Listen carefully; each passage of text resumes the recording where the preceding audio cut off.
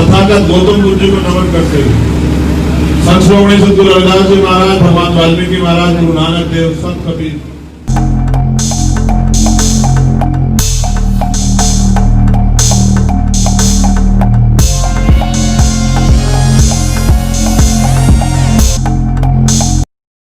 बहुजन समाज में जन्मे महापुरुषों को नमन करते हुए छत्रपति साहू जी महाराज, शिवाजी महाराज, पेरियार साहब, पेरियार लाल यादव, बाबू जगदेव प्रसाद कुशवाहा, जननायक कर्पूरी ठाकुर, राष्ट्रपिता ज्योतिबा फूले, मां सावित्रीबाई फूले, मां फातिमा शेख, परम पूजनीय बाबा साहब डॉक्टर भीमराव अम्बेडकर और मेरे रहबर, मेरे गुरु, मेरे आदर्श मान्यवर साहब श्री काशीराम। उत्तराखंड के हरिद्वार जिले के भगवानपुर विधानसभा के गांव सिकंदरपुर भैंसवाल की महान जनता, इस प्रांगण में उपस्थित हमारी माताएं बहनें, हमारे बुजुर्ग, हमारे नौजवान साथी, इस मंच पर उपस्थित हमारे सम्मानित आजाद समाज पार्टी और भीम आर्मी के तमाम नेतागण, मेरी आज की बातचीत है वो सिर्फ आपसे, ये जो नौजवान खड़े हैं तमाम लोग, और ये जो हमारी बहनें और माताएं बैठी हैं, और मैं इसलिए आया हूं कि अपनी बात आपसे रख सकूं, क्योंकि लोकतंत्र ने अधिकार दिया है हर आदमी को बोलने का, और जब ये अधिकार मुझे मिला है तो मैं अपनी बात रखूंगा और आपको बताऊंगा कि वास्तविकता में हो क्या रहा है, होना क्या चाहिए था। ये आजाद भारत गैर बराबरी और गैर बराबरी पर आधारित समाज व्यवस्था बनाई गई, उस व्यवस्था में जिसमें इस देश के एक बड़े समाज को उसके तमाम अधिकारों से वंचित किया गया। कौन से अधिकार? पढ़ने का अधिकार, पढ़ाने का अधिकार, घूमने का अधिकार, घर बनाने का अधिकार, सम्मान से जीने का अधिकार, अच्छे कपड़े पहनने का अधिकार, मूछें रखने का अधिकार, धन रखने का अधिकार। ये सारे अधिकार जो हैं एक लंबे समय तक छीन के रखे गए। हमारे जो पुराने लोग ये बैठे हुए दो बुजुर्ग हमारे सम्मानित, ये जानते होंगे किस तरह का जीवन इन लोगों ने जिया है। लेकिन बाबा साहब अम्बेडकर ने 26 जनवरी 1950 को जो संविधान लागू कराया, उस संविधान में देश के अंतिम व्यक्ति को भी, चाहे वो किसी जाति धर्म का हो, अधिकार मिले। और क्या अधिकार? कि वो इस देश में आजादी से जी सकता है, सभी सरकारी संस्थाओं पे, सरकारी जगहों पे जा सकता है, और वो अपनी मर्जी के कपड़े पहन सकता है, अपनी मर्जी का खाना खा सकता है, अपनी मर्जी से जी सकता है। लेकिन संविधान जब लिखा गया और संविधान लागू हुआ, ये जो हमारे नौजवान नेता है, मेरी बात को गौर से सुनना, कि संविधान से गैर बराबरी तो खत्म होने का प्रावधान बना कि अगर कोई किसी व्यक्ति पे जाति के आधार पे, धर्म के आधार पे शोषण करता है तो उस पर कार्रवाई होगी। जैसा एक मूवी बनी आर्टिकल 15 में वो लिखा गया कि अगर कोई किसी पे जुल्म जाति करता है, धर्म या जाति के आधार पर उत्पीड़न करता है तो उस पर कार्रवाई होगी। ये यहाँ समानता है सबको। लेकिन इस देश की जो धन संपत्ति थी, इस देश की जो जमीन थी, उसका बंटवारा नहीं हुआ। जो पहले उस सरकार से पहले, संविधान के आने से पहले गरीब था, सत्ता ट्रांसफर हुई, फिर पूंजीपतियों के हाथ में चली गई, और ये जो बड़ा वर्ग है इस देश का, जो अभाव में जीता था, उसको ना जमीन मिली, ना धन मिला, ना कुछ मिला, और वो गरीब का गरीब रह गया। थोड़ा बहुत अगर आगे बढ़ने के लिए मिला तो बाबा साहब के संविधान में रिजर्वेशन का अधिकार, संविधान में आरक्षण का अधिकार, उन आरक्षण के दम पे SC, ST, OBC और माइनॉरिटी के लोग अधिकारी कर्मचारी बनने लगे। और जब अधिकारी कर्मचारी बनने लगे तो वो अपने जीवन में, उनके जीवन में बदलाव हुआ। आपके गांव में कितने अधिकारी कर्मचारी हैं? सिकंदरपुर भैंसवाल में कितने होंगे? 5। क्या वो 5 अच्छा तरह जीवन नहीं जी रहे क्या? आप मेरी बात को गौर कीजिएगा कि जिसको सरकारी नौकरी मिली उसके जीवन में बदलाव आया। और बदलाव यह आया कि जैसे उसको सरकारी नौकरी मिली तो उसने अपना अच्छा घर बनाया, तमाम तरह के संसाधन जुटाए, अपने बच्चों को अच्छे स्कूल में पढ़ाया, और फिर अपने बच्चों को भी कामयाब करने के लिए उसने संघर्ष किया। 2 रुपए इकट्ठे भी किए, अच्छी शादी की, ये कैसे हो पाया कि जब नौकरी मिली। लेकिन जो वर्तमान की सरकार है, ये हमारे सारे अधिकार, चाहे वो सरकारी नौकरी हो, प्राइवेट नौकरी हो या और कोई साधन था, वो सारे छीन रही है। हमारे बच्चे जो लोग यहाँ पढ़ते हैं वो जानते होंगे स्कॉलरशिप बंद कर दी है। हायर एजुकेशन में जो IIT और ITI की बात मैं कर रहा हूं, मैं बात कर रहा हूं उसकी, ये क्या कर रहे थे, BTech, पॉलिटेक्निक, इसकी जो स्कॉलरशिप आती थी कि गरीब का बच्चा भी वो इंजीनियर बनने लगा था, इसको दिक्कत हो गई, इन्होंने वो बंद करवा दी। अब मैं आपको बताता हूं कि लोकतंत्र बना क्यों था। ये हमारे नेता लोग भी नहीं जानते होंगे, लेकिन आपको जानना बहुत जरूरी है, क्योंकि जब तक अंतिम व्यक्ति नहीं समझेगा, भारतीय संविधान में लोकतंत्र की व्यवस्था इसलिए हुई कि इस देश में, इस प्रदेश में, गांव में भी जो अंतिम व्यक्ति रहता है उसको वो अधिकार मिल सके जो उसको अधिकार नहीं मिले। अब वो अधिकार है क्या? मेरी माता बहने गौर करें, कोई आप जो ये गरीबी और कमजोरी की जिंदगी जी रहे, ये आपके ऊपर कोई अधिकार नहीं कि आप इसे जिएंगे। ये कोई हमारे ऊपर कोई प्राकृतिक या भगवान की कोई मार नहीं कि हम गरीब ही रहेंगे। ये बिल्कुल सत्य नहीं है, ये झूठ है। क्योंकि जिन लोगों पे हमने भरोसा किया, कभी उन्होंने गरीबों के बारे में सोचा ही नहीं। आपने देखा कोई विधायक गरीब देखा आपने? यहाँ तो प्रधान भी गरीब नहीं रहता है, यहाँ तो BDC भी गरीब नहीं रहता, जिला पंचायत सदस्य भी गरीब नहीं रहता।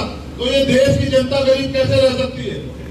इसलिए इसको गरीब रखा गया कि अगर ये अमीर हो जाएगी तो फिर इनका जब पेट भर जाएगा तो सवाल करेंगे। आपकी बात हो रही है कि अगर हमारे घर का व्यक्ति मजदूरी करने नहीं जाएगा, उसका पेट थका हुआ होगा तो सोचेगा, और जब उसके पेट में भूख होगी उसको ये पता होगा कि उसे अपने बच्चों का पेट भरना है, शाम के टाइम उसे भात देना है, उसे मकान बनाना, स्कूल की फीस देनी है, तो वो बेचारा जो है चाहे बुखार में हो, बीमार हो, कुछ भी हो, लेकिन मजदूरी पे जाएगा, तब जाके उसके बच्चों को रोटी मिलेगी।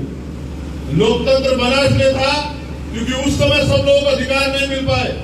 तो इस प्रदेश में रहने वाले, मेरी बात तो गौर से सुनना, नोट करना, क्या कमी है आपके साथ। इस प्रदेश में रहने वाले अंतिम व्यक्ति को भी रोटी, जिसके लिए हम लोग मजदूरी करते हैं, अपमान सहते हैं, जुल्म ज्यादती सहते हैं, और तब भी पैसे नहीं मिलते तनख्वाह, रोटी, कपड़ा, मकान, उनकी शिक्षा, उनकी चिकित्सा, उनका रोजगार और उनकी सुरक्षा ये सरकार करेगी।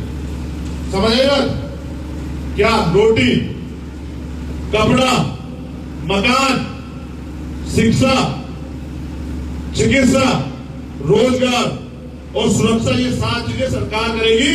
इसलिए पूरा सिस्टम बना, इसलिए प्रधान से लेकर प्रधानमंत्री बना कि भाई ये 7 चीजें सरकार अंतिम व्यक्ति को भी देगी। क्या सरकार ये 7 चीजें आपको दे रही है?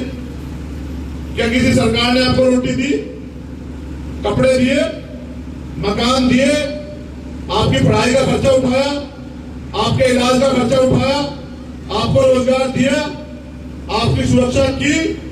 अगर ये सब चीजें की होती तो अत्याचार कैसे होता? ये मैं इसलिए आपको बता रहा हूं कि ये जिम्मेदारी, गारंटी है कि सरकार देगी। लेकिन आज तक आपकी सरकार, आपका प्यार करने वाली, आपका हक अधिकार के लिए लड़ने वाली सरकार नहीं आई। तो उनको लगता है कि जब तक इनके पेट में रोटी की भूख रहेगी तो ये आपसे सवाल नहीं करेंगे, और जिस दिन इनका पेट थका हुआ होगा, इनके 1 महीने का राशन होगा, तो ये आप अपने हक अधिकार के लिए आपसे लड़ेंगे। इसलिए बना संविधान कि हर एक घर को एक सरकारी नौकरी मिले। क्या आपके घरों में मिली सरकारी नौकरी? क्यों नहीं मिली? क्योंकि ये देना नहीं चाहता। ये 7 चीजों की गारंटी, और फिर नौकरी, और जब नौकरी मिलेगी तो हर घर के हालात बदलेंगे, फिर कोई कमजोर नहीं रहेगा। आज कितने पैसे खर्च होते हैं बच्चों की पढ़ाई में? जो नौजवान बैठे हुए, जितनी कमाई करते हैं उसका आधा पैसा बच्चों की पढ़ाई में जाता है। एक तरफ सरकारी स्कूल, एक तरफ प्राइवेट स्कूल। अगर सरकारी स्कूल में पढ़ाई नहीं होता, आदमी प्राइवेट में पढ़ाता है, जब प्राइवेट में पढ़ाता तो फीस देनी पड़ती है, और अगर फीस न दे तो मास्टर नाम काट देता है। एक तरफ सरकारी अस्पताल, एक तरफ प्राइवेट अस्पताल। अच्छा इलाज चाहिए, जीवन बचाना तो प्राइवेट में जाओ, सरकारी में जाओगे तो कुछ नहीं होगा। क्यों? सरकारी में स्वास्थ्य सुविधा क्यों नहीं हो सकती? अगर सरकारी में सुविधा हो जाएगी तो प्राइवेट कैसे चलेंगे? अमीरों को पैसे कैसे मिलेंगे? फिर वो आपकी खान कैसे उतारेगा अस्पताल में? फिर वो डिलीवरी टाइम में 30,000 का 25,000 का बिल कहां से बनाएगा? तो इन लोगों ने इस सिस्टम को बर्बाद किया। इसलिए बर्बाद किया कि गरीब गरीब रहे और अमीर अमीर होता रहे। लेकिन बाबा साहब के संविधान ने ताकत दी। और भीम आर्मी के जो कार्यकर्ता हैं, आपने देखा होगा कितनी मेहनत से गांव गांव जाके, बारिश हो, तूफान हो, आंधी आए, धूप हो, गर्मी हो, रेत हो, मोटरसाइकिल हो, साइकिल हो, आधी रात हो, चाहे रोटी मिले ना मिले, लेकिन वो स्वाभिमान की इस लड़ाई को लड़ता है। आपके पेट में रोटी हो ना हो, लेकिन मैं दलित समाज के लिए स्पेशल कह रहा हूं, नौजवान जो खड़े हैं, हमारे मुस्लिम भाई भी यहाँ हैं, लेकिन दलित समाज ने चाहे उसके पेट में रोटी ना हो, लेकिन स्वाभिमान की लड़ाई शुरू से लेकर आज तक लड़ी है। कभी अपना स्वाभिमान गिरवी नहीं रखा किसी के सामने। और ये ताकत है आपकी। इस ताकत से लोग जो है आपकी ताकत का की हैसियत लगाते हैं कि आप कितने ताकतवर हैं। मैं ये बात आपको इसलिए कह रहा हूं कि ये होना चाहिए, जो सातों चीजें मिलनी चाहिए।